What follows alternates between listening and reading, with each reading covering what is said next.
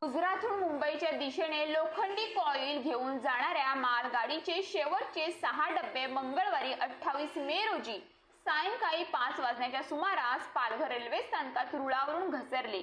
या दुर्घटनेत जीवितहानी झाली नसली तरी डहाणू ते मुंबईच्या दिशेने जाणारी रेल्वे सेवा पूर्णपणे विस्कळीत झाली होती। याचा फटका आजही चाकरमान्यांना बसताना दिसत आहे।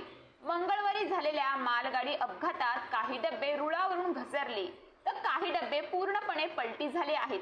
त्यामुळे पालघर रेल्वे स्थानकाजवळील 2 आणि 3 नंबर रेल्वे ट्रॅकचे मोठे नुकसान झाले आहे। या अपघातात सुदैवाने कोणतीही जीवितहानी झाली नाही, मात्र अनेक लोकल रद्द करण्यात आल्या तर एक्सप्रेस गाड्या विविध स्थानकावरून थांबवून ठेवण्यात आल्या होत्या। मुंबईहून पालघरच्या दिशेने येणारी वाहतूक धीम्या गतीने सुरू असल्याने रेल्वे स्थानकावर प्रवाशांची मोठी गर्दी झाली होती।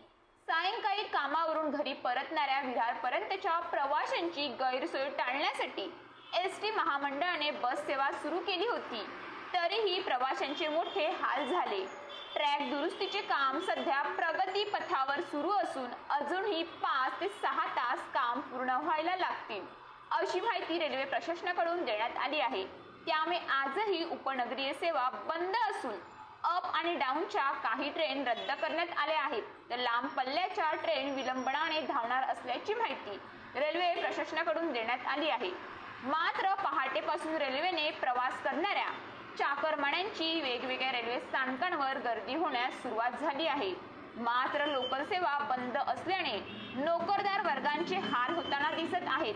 तसेच Dahanu road Panvel Vasai road, Vasai road Panvel Vasai road आणि वसई रोड पनवेल डहाणू रोड गाड्या पूर्णपणे रद्द करण्यात आल्याची माहिती पश्चिम रेल्वेने दिली आहे।